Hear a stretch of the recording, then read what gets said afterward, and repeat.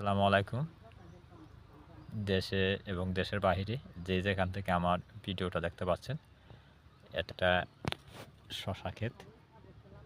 এই দেখেন শশা, আলহামদুলিল্লাহ অনেক শশা আসছে। তবে এটার লোকেশনটা আমি বলি।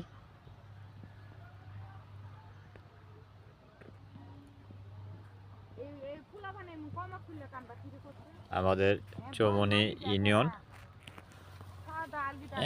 ২ নং চৌমনি ইউনিয়ন, মাধবপুর জেলা হবিগঞ্জ, সাতপুরা গ্রাম। আমার চাচাই করছেন এই যে শশাগুলো দেখেন। কিন্তু আমরা যেটা আসলে এখান থেকে ধারণা করতেছি যে বাংলাদেশের সর্বত্র জায়গার মধ্যে কিন্তু শশার দামটা অনেক বেশি, কিন্তু আমাদের এখানে কিন্তু তেমন একটা দাম নাই। যে ৬০০ থেকে ৭০০ টাকার ভিতরে এই যে হাইব্রিড এই যে শশাটা। তারপর আলহামদুলিল্লাহ মোটামুটি ভালো শশার ফলন হয়েছে।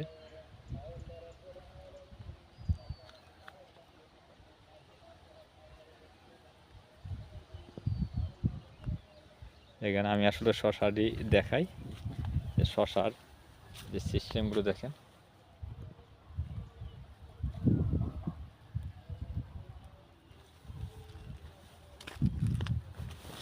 এই যে বসার পরে শশাগুলো দেখা যাচ্ছে।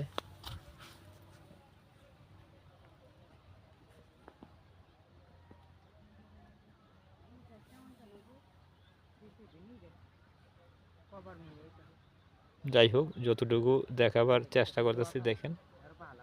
শশা আলহামদুলিল্লাহ অনেক ভালো শশা আসছে, কিন্তু দাম কিন্তু আমাদের এখানে তেমন একটা বেশি না।